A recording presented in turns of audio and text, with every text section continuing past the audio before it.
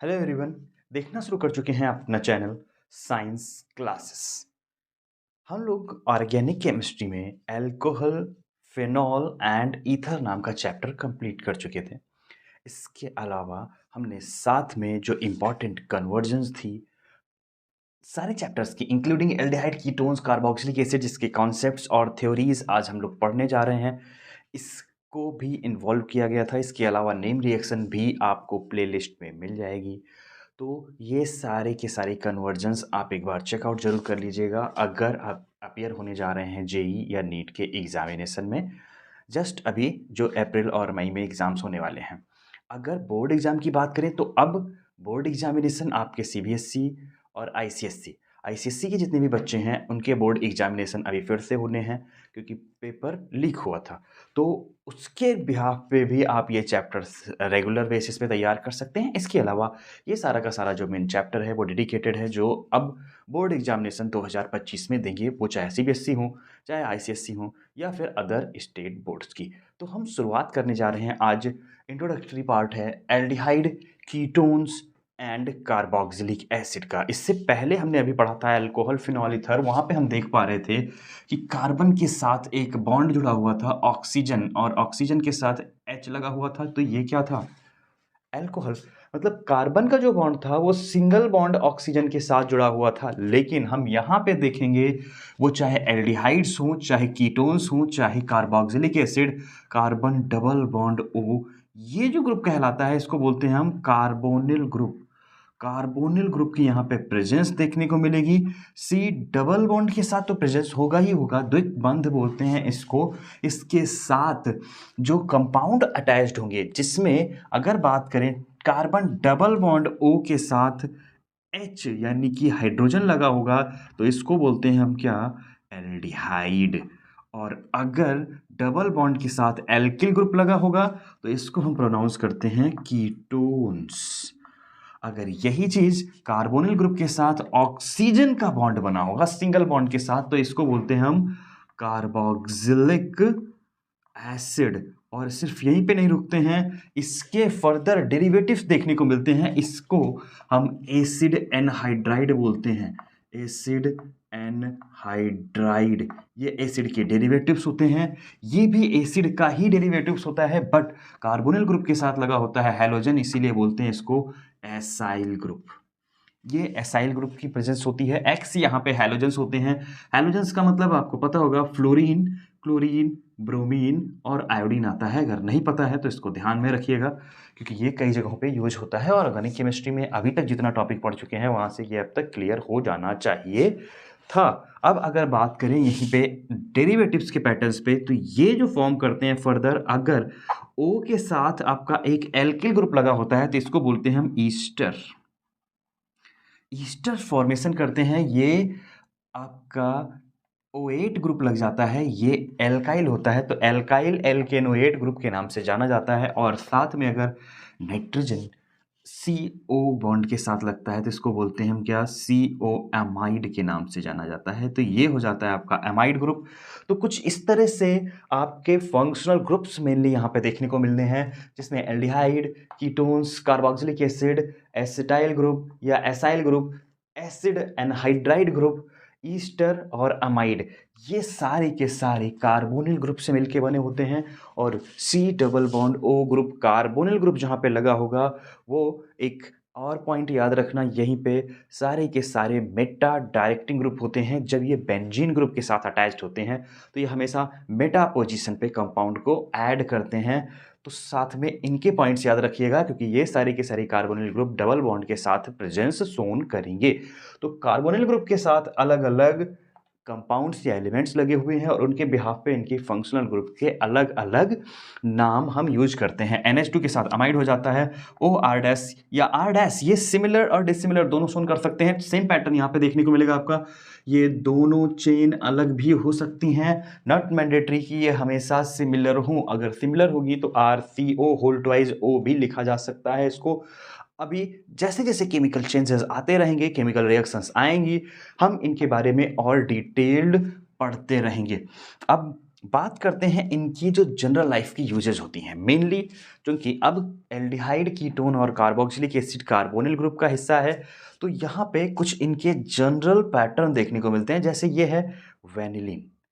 Vanillin mainly vanilla beans में देखने को मिला, पहली बार वहाँ से ऑब्टेन किया गया। वेनिलीन काफ़ी टेस्टी होता है, जो वैनिला फ्लेवर के आइसक्रीम आप खाते हैं, ये वही good smell causing substance present होता है, क्योंकि ये सारे के सारे कैसे होते हैं, एरोमेटिक देखने को मिलते हैं, एरोमा कंटेंट करते हैं। इसके अलावा अगर हम बात करें तो सैलिसिल एल्डिहाइड, ये और साथ में ये है सिनेमल्डिहाइड। सिनेमल्डिहाइड की अगर हम बात करें तो ये दालचीनी, जो मसाले में यूज की जाती है दालचीनी, उससे ये ऑब्टेन की जाती है, बहुत ही अच्छी स्मेल काज करती है।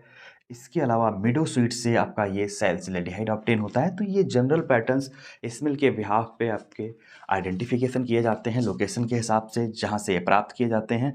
जैसे सिनेमल्डिहाइड आपका सिनेमॉन सीड से ऑब्टेन किया जाता है, तो ये यहाँ पे सिनेमॉन दैट मीन्स द दालचीनी। तो ये इनकी स्ट्रक्चर्स होती हैं। तो सैलिसिलडिहाइड की स्ट्रक्चर जरूर याद रख लीजिएगा, क्योंकि कई जगहों पे देखने को मिलेगा। वेनिलीन में एक पर आपको CHO, एक पे OH और एक में ईथर। तो एल्कोहल, ईथर और एल्डिहाइड तीन ग्रुप एक साथ बेंजीन रिंग पे। एल्कोहल और एल्डिहाइड अगर सिर्फ दो देखने को मिले तो वो आपका सैलिसिलडिहाइड हो जाता है। विनाइल ग्रुप के साथ अगर आपका एल्डिहाइड ग्रुप नजर आता है यहाँ पे, तो आप यहाँ पे मेंशन कर सकते हैं ये सिनेमल्डिहाइड हो जाता है। तो ये कॉमन नेम है कुछ। अब इन कॉमन नेम के बिहाफ पे ही इनके कई सारे यूजेस देखने को मिलते हैं, जैसे कई सारे resins, acetone as and solvent, organic solvent, paint industry में यूज किया जाता है। इनके जो रेजिन्स होते हैं कई स्टेप्स में यूज किए जाते हैं, जैसे कपड़े बनाने में, इसके अलावा गुड स्मेल काजिंग सब्सटेंसेस बनाने में, प्लास्टिक्स बनाने में, और भी कई जगहों पे यूजेस होते हैं इनके। तो यूजेस अभी जैसे जैसे टॉपिक्स आते रहेंगे हम डिस्कस करते रहेंगे।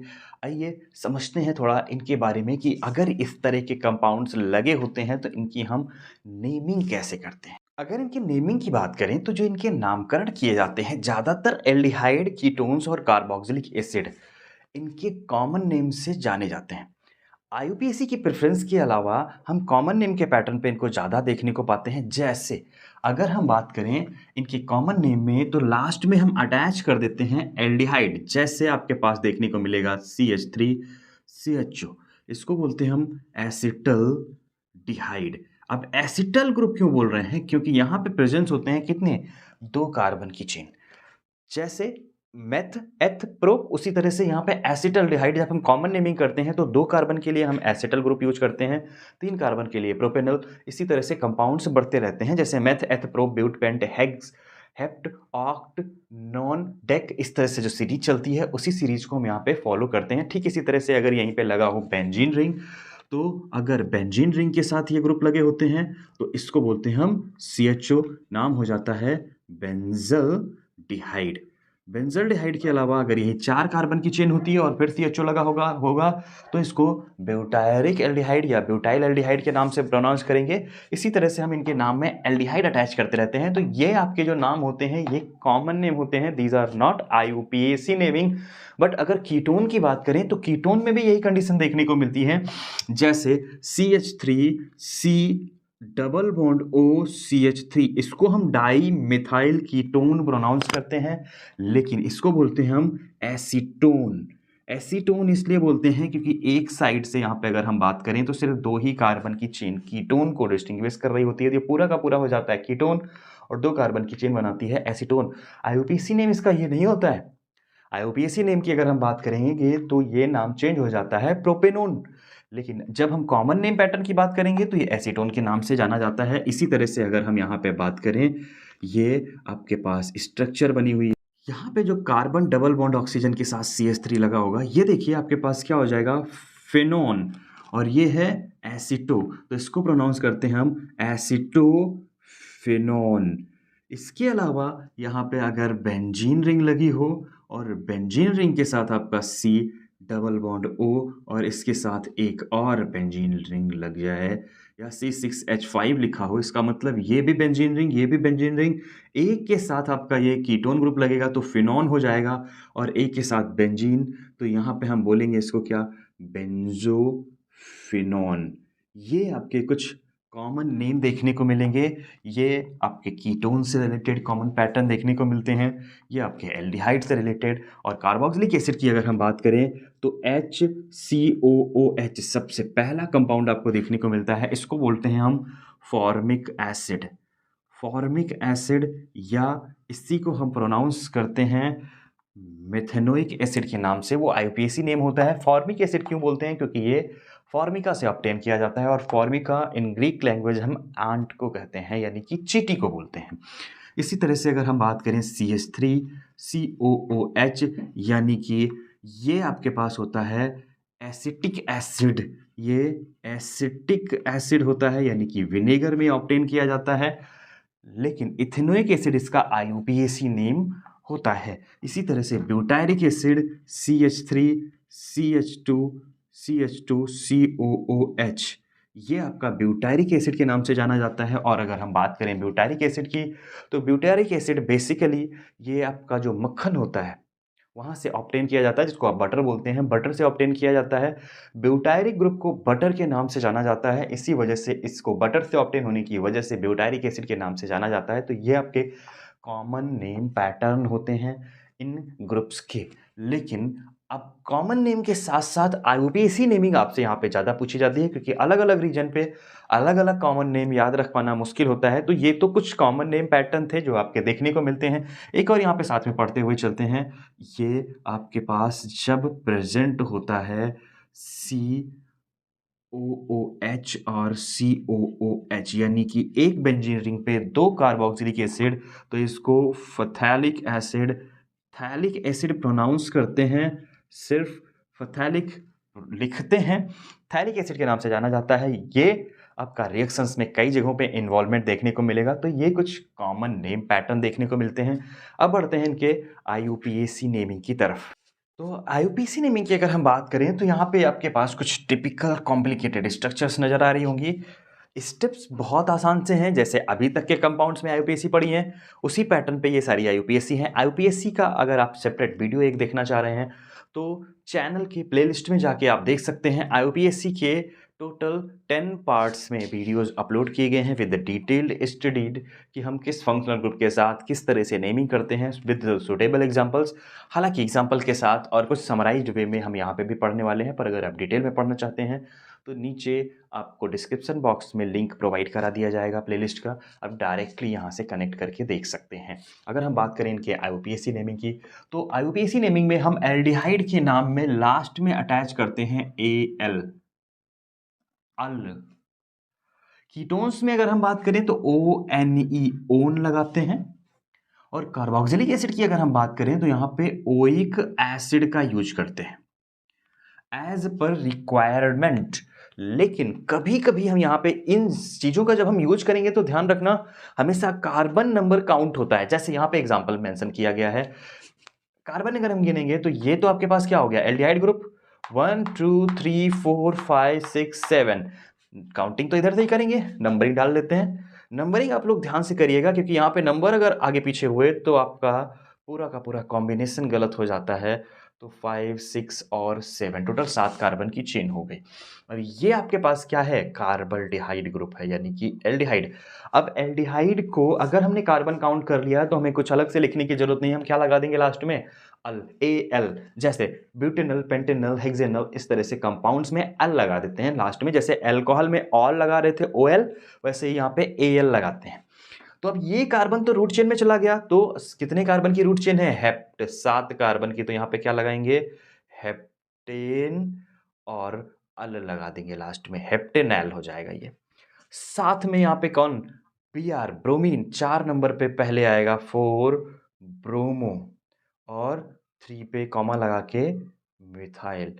तो हम यहाँ पे मेंशन करेंगे 4 ब्रोमो 3 मिथाइल हेप्टेनैल, AL लगाएंगे। ये बहुत ही आसानी से ऑब्टेन कर लिया जाएगा। बट इसके बाद वाला जो स्ट्रक्चर है ये आपको दिख रहा है C डबल बॉन्ड O, और इधर भी कार्बन चेन, इधर भी कार्बन चेन, ये है आपका कीटोन।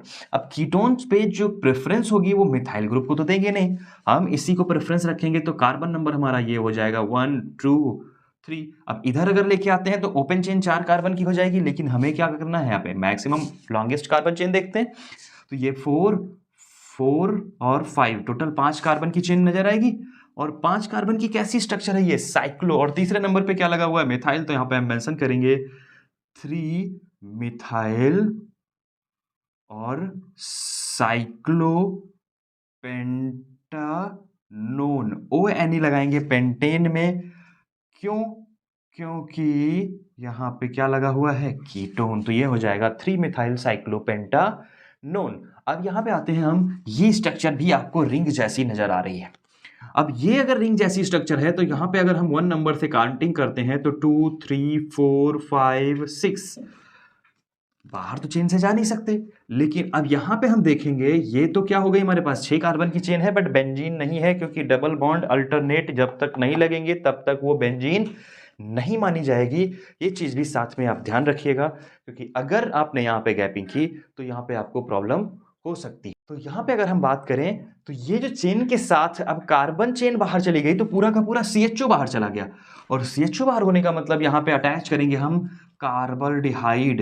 अब यहाँ पे हम क्या नहीं लगाएंगे, अल। यहाँ पे पूरा कंपाउंड लिखेंगे कार्बल्डिहाइड, क्योंकि कार्बन चेन यहाँ पे आ गई है काउंट से बाहर। और जब काउंट से बाहर आएगी तो पूरा का पूरा कार्बल्डिहाइड का नाम मेंशन किया जाएगा। और साथ में क्या है, साइक्लोहेक्सेन।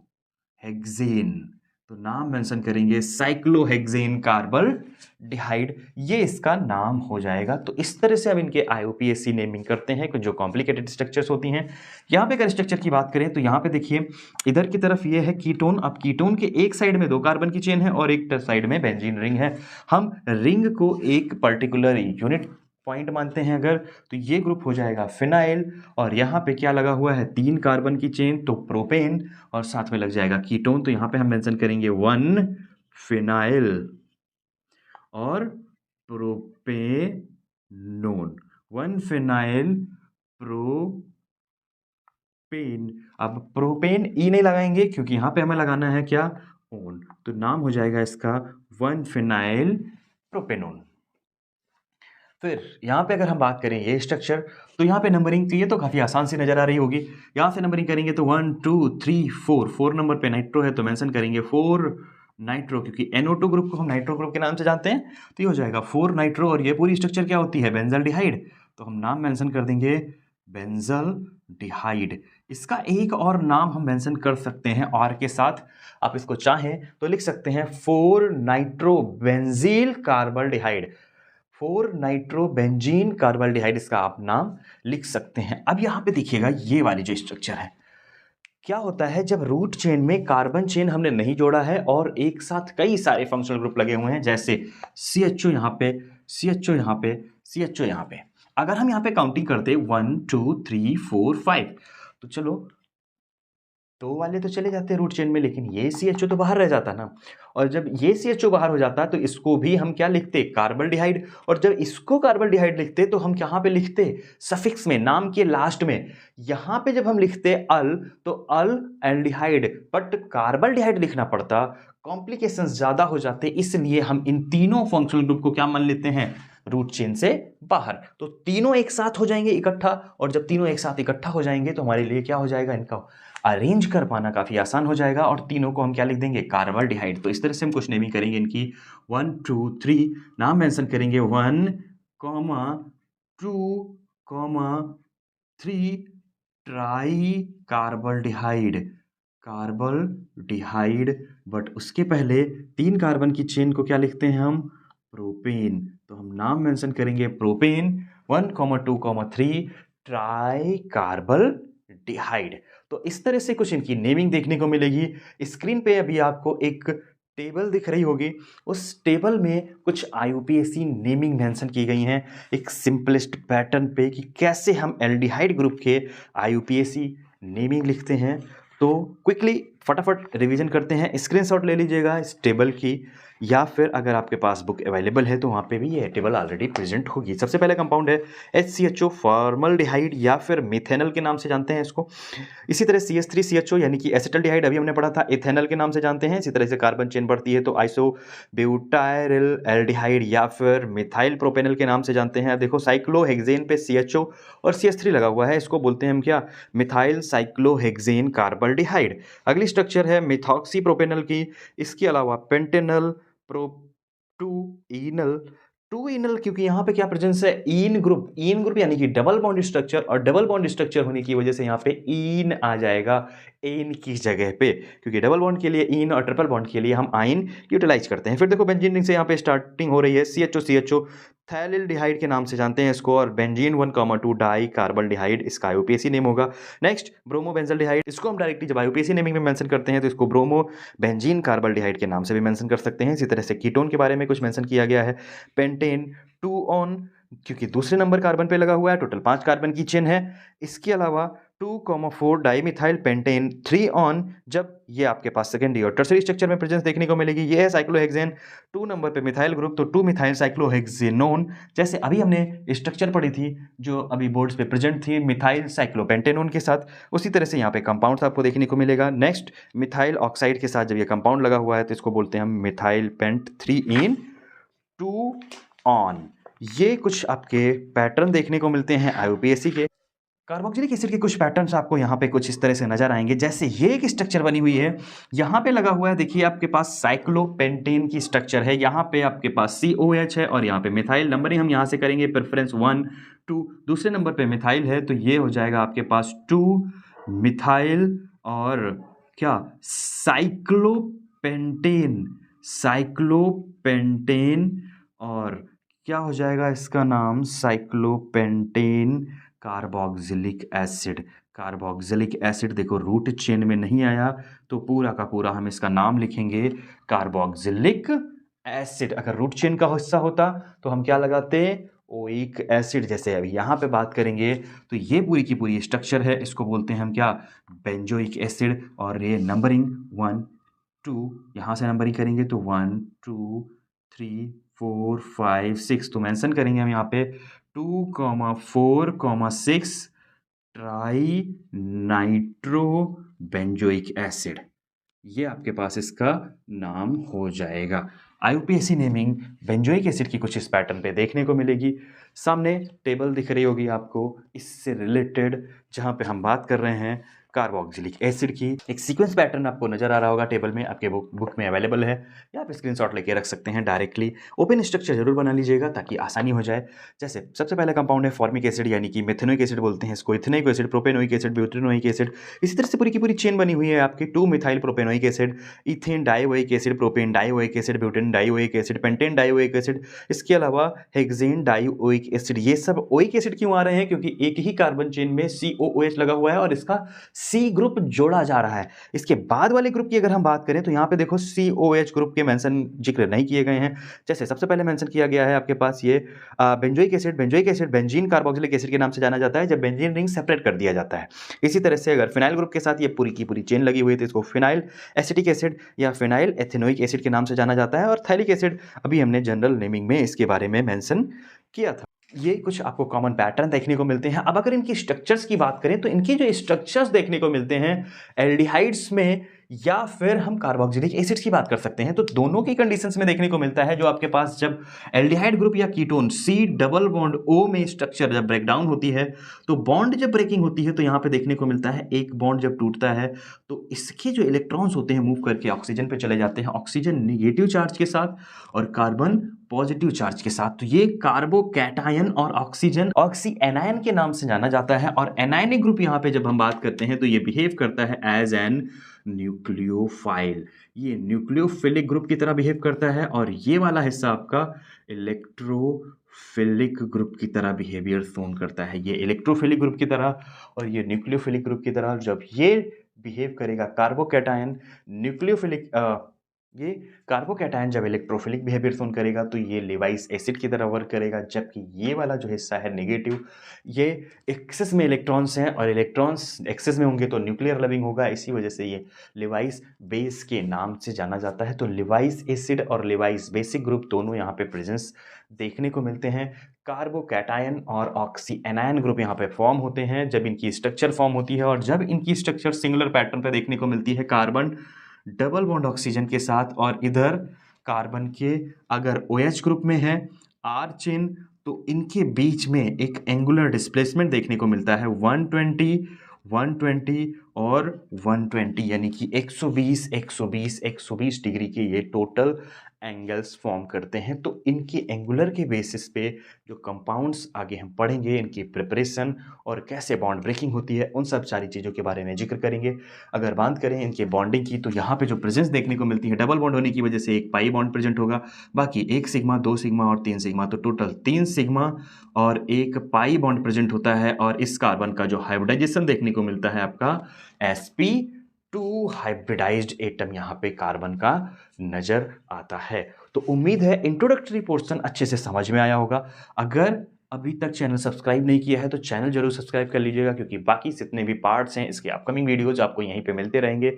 और दोस्तों के साथ जरूर शेयर करें ताकि वो भी इसका लाभ ले सकें। अगर किसी तरह का डाउट है या कुछ इम्प्रूवमेंट के संबंधित सुझाव देना चाहते हैं तो नीचे कमेंट बॉक्स ओपन है, या फिर डायरेक्टली इंस्टाग्राम आईडी का लिंक आपको डिस्क्रिप्शन बॉक्स में मेंशन किया गया है, डायरेक्ट हमसे कनेक्ट कर सकते हैं। मिलते हैं अगले पार्ट में इसके प्रिपरेशन मेथड और आगे की इन्फॉर्मेशन के साथ। अभी के लिए इतना ही। जय हिंद।